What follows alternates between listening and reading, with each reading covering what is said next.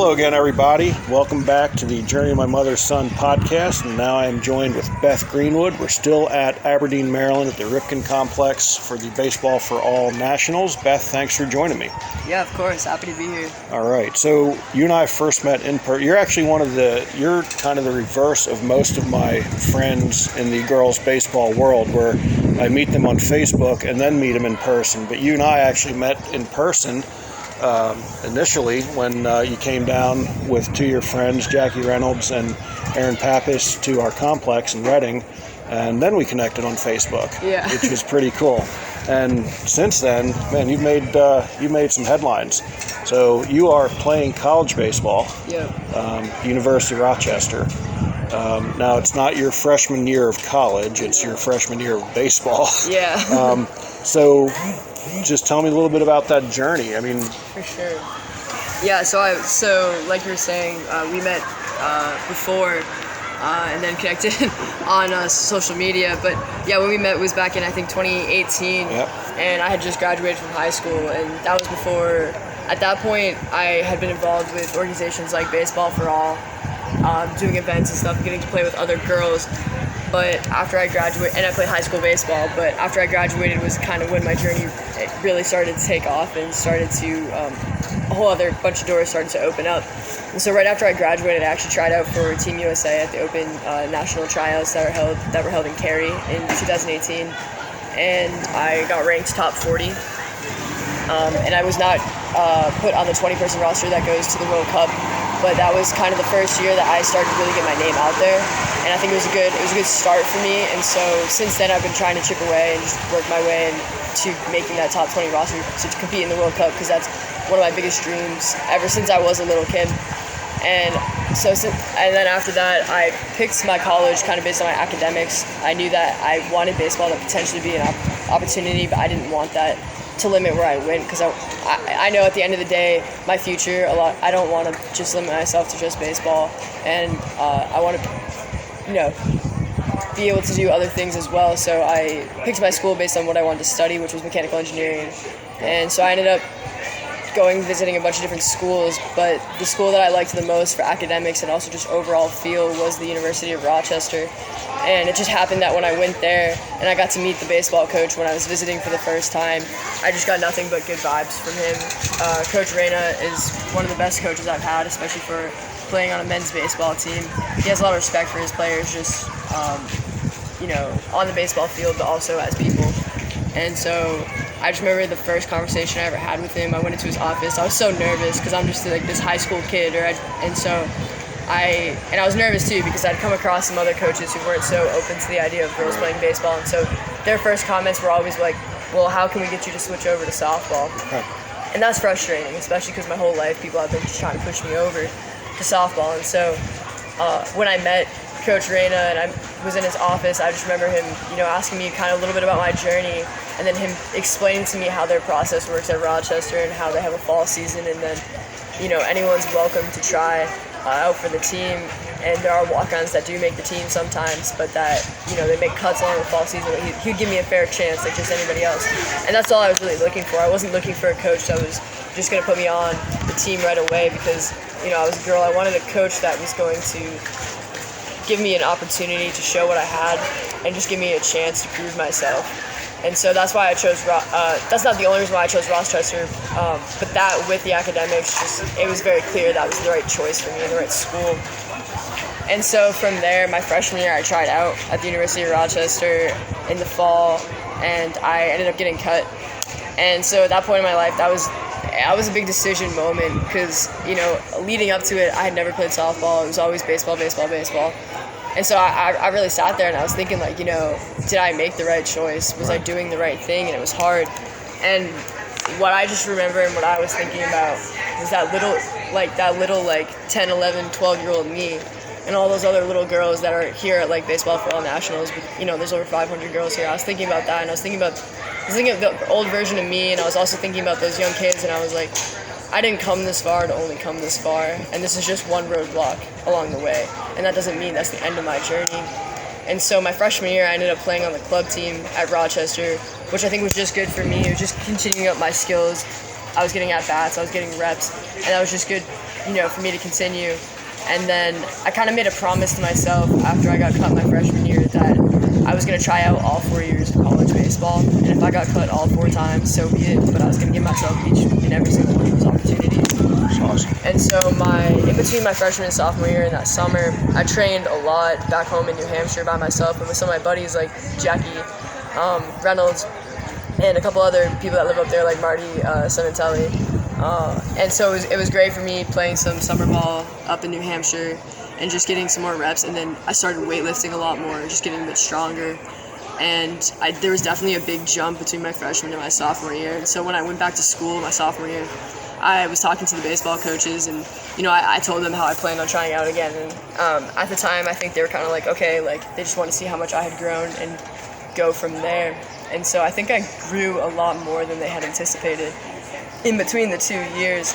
And so after the fall we had gone a decent way throughout the fall season, they kind of sat me down in my coach's office, and they said that they didn't think I was quite ready to be fully rostered, but that I had really improved and I had come a long way. And I was, and they knew that I was trying to make the top 20 for the Women's World Cup. And so we talked about how they thought that I could be on the practice roster at Rochester, so I would train with them. I would, do the scrimmages, I would do the practices, the lifts, pretty much everything you name it, I was there, besides dressing up for games. Right.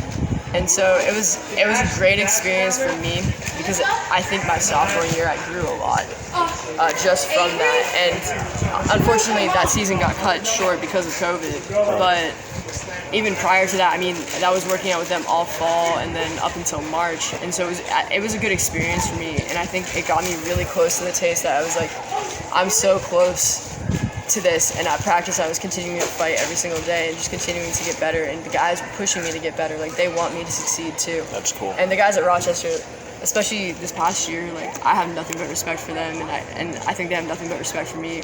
It's just a great group of guys, and when I succeed, on the field, you can just look in the dugout and you're gonna see all these guys supporting me. So it's really awesome to see, because I've been on teams, but that's not necessarily the same story. Yeah, and how important is that to get that support from those male teammates? I think that's what a lot of girls struggle with, especially when you're in middle school, high school, because you just feel so alone. And I'm fortunate for stuff like this at Nationals, like Baseball for All. You do see all these other girls, and you understand that there are other girls going through it. But it's hard to recognize that sometimes when you are the only one on your team, in your league, whatever it may be.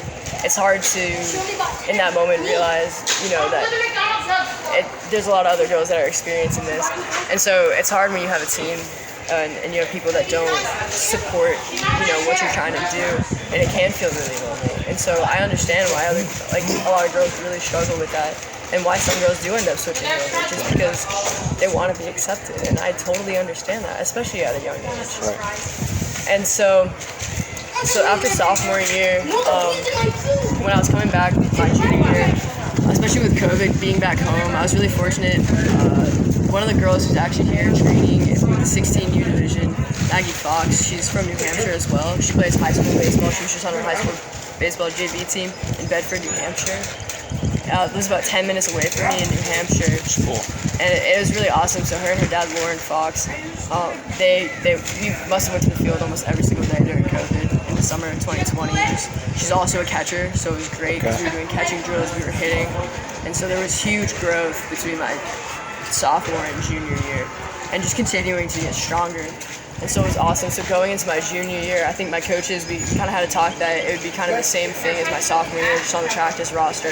But he did say that, if I continued to just get better and improve and compete with the guys, if I showed that I deserved and could earn a spot, then he had no problem giving it to me. Yeah. He said, I remember him saying that I don't have a doubt that you're going to make this team, but when you get it, I want you to know that you really earned it. And he said, I don't know if it's going to be this year, I don't know if it's going to be your senior year, but he said, I know you're going to keep working your butt off. What did that mean to you when he said that? And so, obviously, at that time, it was a little bit frustrating because, I felt like I had worked so hard. And it was just that's the one thing I was trying to get to at that moment, especially with COVID going on. The World Cup stuff, the women's national team is kind of up in the air at the moment. We don't really know when stuff's going on. And so this was the next concrete thing that I was really working towards. And so it was a little frustrating, but at the same time, it was so good to hear, because he wasn't just saying, oh, he wasn't saying, oh, you won't be on this team, or maybe you'll make this team. He really made me feel like he had a lot of confidence in me, and he just respected me as a person and as a player. And I knew that he genuinely believes in me and what I'm trying to do. And just knowing the fact that he believed that it was going to happen, it felt good. And so, of course, once I heard that, I was like, it's a matter of time. So I was chipping away even more, just trying to, get after it. And so it wasn't until, I think it was about January of my junior year is when I found out that I was officially rostered on the team. And it was an unreal day. Like, he said it so casually too. He's like, because he didn't even tell me right away. What happened was we had our photo day, our media day, of all our new jerseys and the whole team and everything, and they put it up on the website, and I saw that my name was under the roster on my website. And so I was like, when I first saw it, I was like, okay, I can't tell anyone. Like, what if this was a mistake? Like, right. And like, obviously, the webmaster screwed this up. Obviously, no one made a mistake, but because like I had jumped through so many hoops and had to overcome so many obstacles to get there, I was like, this is an unreal moment. And so once I learned that. Once I learned that, this wasn't, like, this was for real, I asked him, he was like, yeah, of course you made the roster. And he's like, now don't go mess this up now. And I was like, he was joking around with me like he always would. And so It felt good to be accepted and just to kind of have that moment. And he's like, now you just, he's like, you made the roster, but now you got to earn play time. And I wouldn't want it any other way. Right. And so we had a really good season as a team. We ended up winning our league and getting an NCAA bid, so it was a really good season. And I mean, my plans for next year, for my senior year, is just continue to chip away and just get more play time. Because again, it was my junior year academically, but from a baseball standpoint, because of COVID especially, for eligibility standpoint, I was a baseball freshman last year. So now it's just kind of chipping away my senior year and trying to just get play time and keep working at it. That's awesome, and the resilience that I think you've shown throughout that journey is quite amazing, to be sure. It's inspirational, to be honest. Thank you, I appreciate that. So you're here. I didn't actually know that we'd bump into each other until this afternoon when we did. So you played in this tournament for several years, and now you're here helping out. You're an advisor for Baseball for All. What was that transition like from being out there on the field to back here on the behind the scenes? Definitely, yeah. So I started playing with Baseball for All just around the time that it started as an organization. I think it might have been the year after it was first created by Justine. So I started as a player in 2011. So 10 years ago now. And back then, there must have not been more than 30 girls at the event that I was at. And so it's been so awesome to continue to see it grow over the years. And obviously when I was playing, I played up until I was 18. So in 2018, that was my last tournament with Baseball for All as a player. Yeah, and that was in Rockford? And that was in Rockford, Illinois.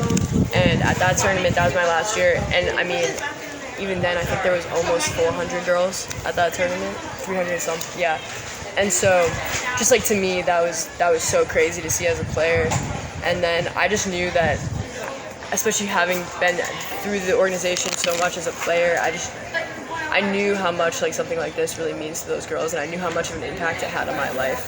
And especially that first year I ever went to a BFA event, it was a camp that they were running, and they had high school players there. They had 3 high school players there that were helping run the camp, and they played high school baseball.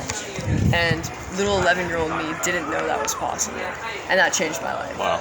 And so from that moment on, I knew that I was going to play high school baseball because I wanted to be like them, and I knew that I owed it to myself and I owed it to all these other girls to be that person for them. And so I want some little kid to see that I can play high school, and now I want some little girl to see like, hey, girls can play college baseball. If she can do it, why can't I? And to have that, I'm not saying that every single girl here is going to go on and play college baseball, but I want every girl to think that if I keep working hard and I continue to go after it, that I could play college baseball, and that is a possibility for me. And so I want girls to know that there are coaches and there are programs out there, and there's just opportunity. So it's been really awesome to see the program grow. And so that's how I kind of got involved with just behind the scenes stuff a little bit at Baseball for All here at Nationals. And it's a little hectic, it's a little crazy, but I mean, the smiles and, you know, just seeing how happy these kids are. I've gotten almost no sleep this entire week, but I wouldn't change it for the world. Like, the number of kids that have come up to me and said thank you, or been like, oh my gosh, you play college baseball? Like, I didn't even know you could do that. Like, it's amazing. And one thing I really liked this week that I got to do, and Oz Sailor's one of the other people here that is on the staff, and she also played college baseball back. I can't remember. It was almost back. I think it was like 2012. She played up in Presque Isle, Maine. But we ran clinics for some of the 10U teams here, and just those little girls, like, being able to interact with them, and it made a big difference to them. And I think that us taking our time to show that we care, stuff like that, I think that those are moments that kids look back on, and they're pivotal turning moments, because maybe there was a kid that wasn't sure if they could stick with baseball anymore because it was just too much. It was too much pressure to switch. It was too much whatever. And then they see this older player with all these titles and all these achievements that's taking the time to talk to them. I mean, that's beautiful. That means something. And I remember those moments when I was a kid. And so to continue to give those back is just huge. And I mean, at opening ceremonies this year, it was just so amazing to me just to see over 500 girls here participating in this event. And I'm not that old. Like, I know that some of the kids, I might seem really old, but I'm only 21. Yeah, you're wise beyond your years. I appreciate that. And so just to see all of, you know, these kids and how much it's grown in the last even 5 years, it's remarkable. Yeah. And so I hope that these girls realize, you know, how amazing this is, and I just am so excited to see how much it's going to grow because of this, and how many of these girls are going to go and continue to grow the game. And so it's just really exciting. So the way you understand the importance of these girls looking up to you and you being fully present when you're interacting with them, I know, you know, one of the things that's been a staple of this event is bringing some of these old All-American players in here, and you know, I get to hang out with some of them. We did an event at our complex, and they're fully present when those girls are coming up. So again, when you were 11-year-old you, and the way Maybelle Blair and Shirley Berkovich interacted with you, is that what makes you understand how important it is when you're talking to these younger girls? And I met Maybelle. I remember the first time I ever met her, it was 2013. See, it was such a memorable moment for me that, like, even though it was so long ago, like, I still remember that specific moment that I met her. And to me, that was so cool because I was just 13 years old at the time, and I didn't even know that, like, women had played professional baseball before. And so that was just such a remarkable thing.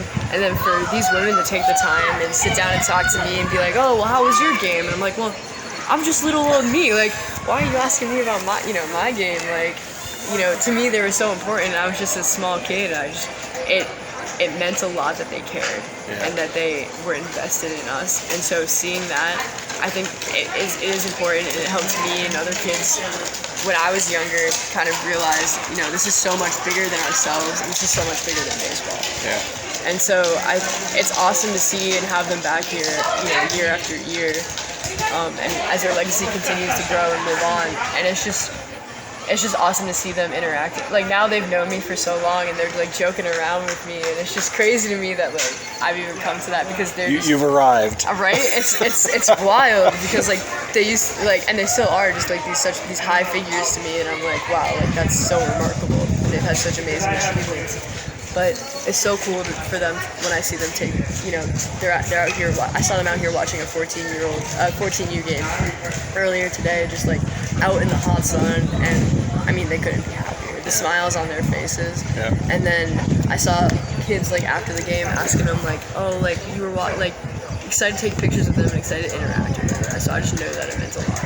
So, like I said, you're definitely wise beyond your years. So I think you probably had a higher appreciation of what you were getting from Baseball for All as you were young there. But now, seeing the logistics of what it takes to get this event moving. I mean, I know at our complex, when I'd have old players come back and work for us for the summer, there would be times at the end of the day where they would look at me and like, man, you know what, Dan? I had no idea that this is what you guys did so that we could play baseball, at this facility in the tournament. So again, even though I fully seems like you have a great understanding, it was another notch where you're like, wow, man, like there is a lot of work that goes into this event. No, definitely. I think that, especially when I, was like 17 and 18 years old, I think I started to have an understanding of, how much time and effort, people like Justine and people like Mina and Oz and everyone that's involved with the organization,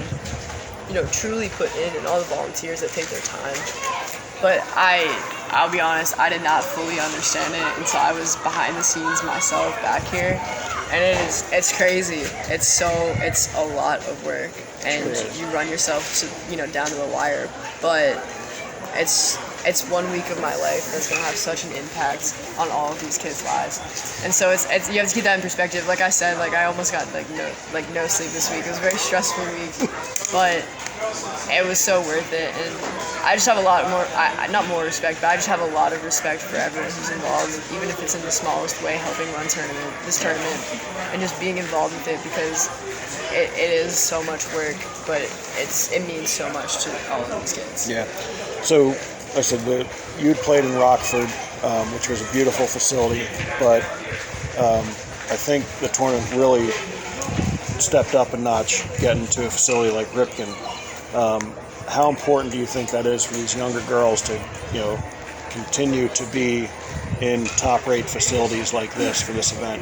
I mean, I think it's so important. I think especially since this is the largest girls baseball tournament in the country, and I think because boys play at complexes like this, and they play in tournaments like this, they deserve nothing but the same. Right. And so, I mean, that's all we ever want as a player. I mean, as people in general, we just want to be treated the same, have the same opportunities, and not be treated differently because of our gender. And so I think it's so important for our girls to be able to compete here and have the opportunity to have good competition and good facilities, and just to be able to have the opportunity to compete and play baseball, and that's all they have to really think about and worry about. And at the end of the day, they deserve this, and so they're the reason why we're here. And so I think that it's so important to show them that they're legit and they deserve it. Yeah, that's cool. So, just about out of time. Anything else you want to add before we get to our final question? I guess just one thing, I say this on a lot of stuff, but to a lot of the people who think that, they're the only ones, or they're one of the only ones, and it's really hard, and you're not sure if you're going to be able to stick with it, just know that, baseball it's a huge community, whether you're a younger player in the girls, or you play even women's baseball. It's just a huge community, and everyone's so welcoming, and everyone wants you to continue your journey and to continue to compete. And so feel free to always reach out to those older players, whoever it is, as mentors. I'm so happy when younger players reach out to me and I can offer some advice, or just whatever it may be that they need. And just know that a lot of older players feel the same way, and they love to be able to help grow the game, and that's what's most important to us. Yeah, that's awesome. So that'll bring us to our final question. And it's funny, a lot of times by the time I get to this point, it's already been answered multiple times. Right. But as you know, the subtitle of the podcast is Many Little People, Many Little Places, which comes from a song by Michael Franti, where the opening lyrics go, and many little people in many little places do many little things and the whole world changes. So again, what are one of the little things that Beth's doing on a daily basis to make the world a little bit better place? I'd say there's a couple different things that I would say for this, so I'll try to come to one answer. But I think the biggest thing that I'm doing currently on a day-to-day basis is just being in college and being a kid and continuing to play baseball, because I do spend a lot of time here volunteering, and I do help with some of the leadership programs that we have through Baseball for All, with our captains program. But I think being just who I am as a college baseball player has such an impact on all of these kids. And so me just continuing, whether it's me lifting or me getting my reps in, getting my swings in, just every single day, adding on to that is helping me become a better player, but it's helping me become a better role model to all of these kids. And so I think on the day-to-day basis, just showing these kids that I'm not saying if you don't do the work, you're not going to, like, you have to be willing to put in that time and put in that work. And so I'd say that's what's most important. And so I think that's kind of the little thing that I'm doing every day is just continuing to chip away and show that hard work is going to pay off to these kids. Yeah, that's awesome. That's a great answer. Again, Beth, I appreciate you taking the time. I know what it's like to be on your side of running a tournament, so I know for you to sit down and talk with me for almost a half hour is an accomplishment, to say the least. I'm glad we had a little bit of kind of downtime as things are winding Some down. championship games have happened, so it's a little bit calmer now. Yeah, so I really do appreciate you taking the time. I wish you the best of luck as you continue this journey, finishing up your college baseball career and then on to the national team and wherever it takes you from there. I wish you the best of luck. Like I said, you are wise beyond your years, and I'm sure that whatever you decide to do, you're going to be successful at it. I'm absolutely convinced of that. Thank you, I appreciate it. Happy to be here and happy to talk to you. All right, awesome. Be sure to check out my other podcasts and blogs at DeanClouser.com. Again, Beth, thanks a lot for joining me. Of course.